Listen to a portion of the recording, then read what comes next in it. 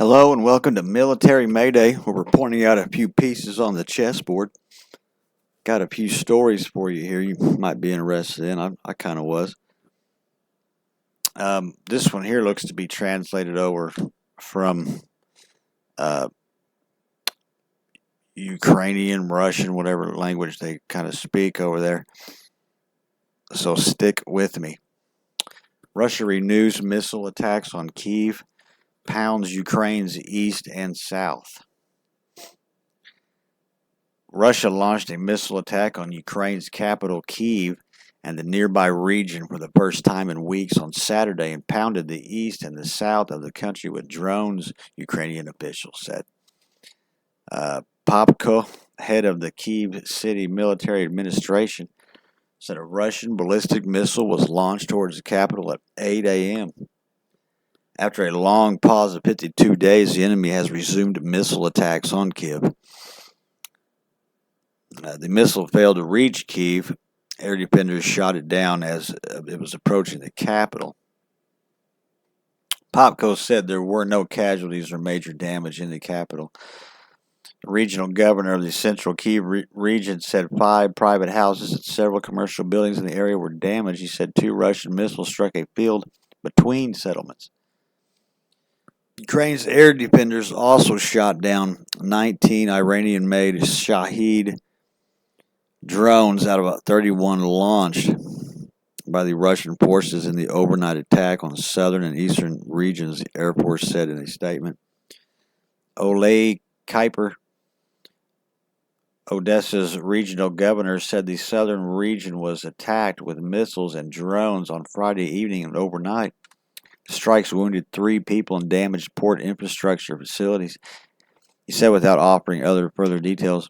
Russia has intensified its bombardments of Ukrainian ports, including Odessa, the grain infrastructure, since July when Moscow pulled out of the Black Sea Grain Initiative, a wartime deal that enabled Ukraine's exports to reach many countries facing threat hunger.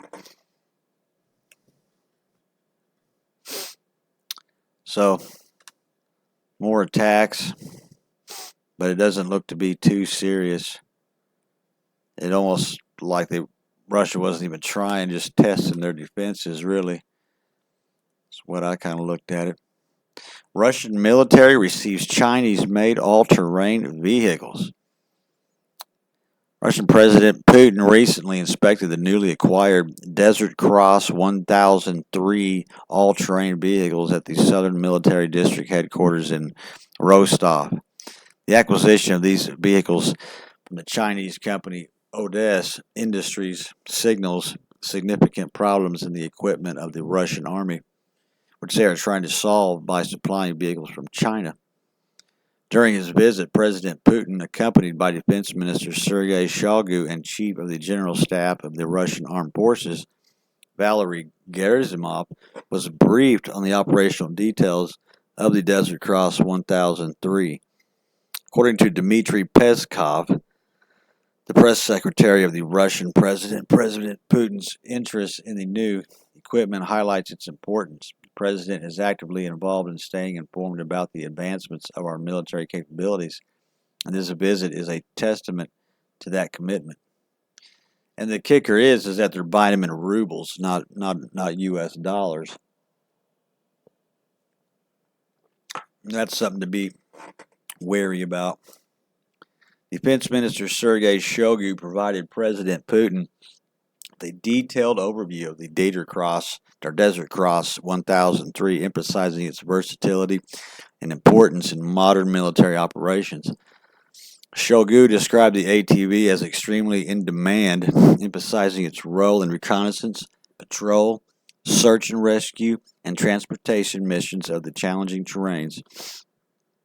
Shoigu highlighted the specifications of the Desertcross 1003, noting that it is currently in service with 537 units in its basic configuration. The military plans to produce an additional 1,500 units, with 500 scheduled for delivery in December and the rest in the first quarter of 2024. The base configuration of the UTV costs 1.58 million rubles, while the fully equipped version with additional features comes at a price of 2.1 million rubles.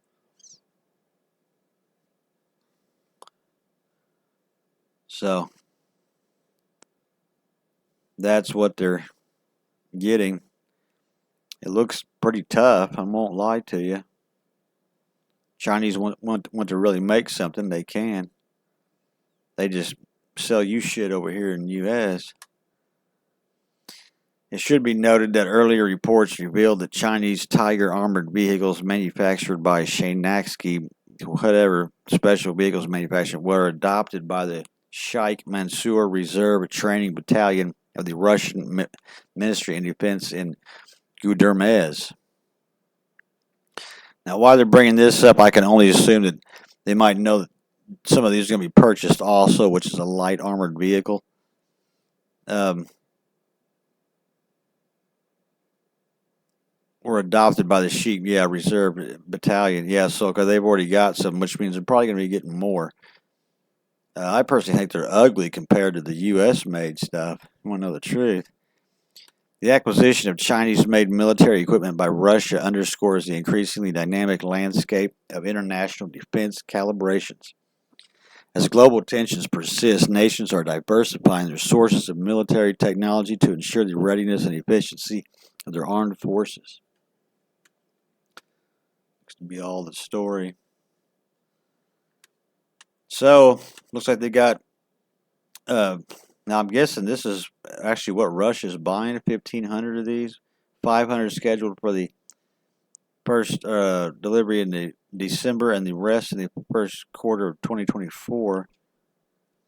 So apparently there's another 1,000 being put in 2024. I haven't checked to see how much that is in rubles, but I'm guessing it's about 100 grand per unit. Maybe 200. Yeah, maybe 100 grand. They don't look like too much there. Those look a different story. Those are going to cost some money. But I hope these things can operate in a cold environment, the way Russia kind of needs over there, if that's what they're going to be doing. If not, then I'll be looking for them to be using them somewhere else. We got a fierce battles. IDF troops close in on Gaza's Shifa hospitals to the House of Mosque. We've seen some of this on the news. Warfare is just that. It is warfare, but it's not fair. This is a little something, I guess everybody's seeing these Christian cowboys, and here's what I want to say is that you don't need to be going over to Israel. We got enough homeless and people that need to have garden for you to teach here. We got all kinds of problems coming to this country, and the last thing we need is our men running over to do stuff like this. That's on them. When it comes to these other countries, they're Christian and they're the Holy Land and blah, blah, blah. Your land is just as holy. Make no mistake about it. In fact, it's holier because it's where you live, in my opinion. Don't fall for this crap. Don't send them any money. It's just nothing that anybody needs to do. Like I said, we got so many problems here in the U.S. That's where people need to be focusing their volunteer time, in my opinion.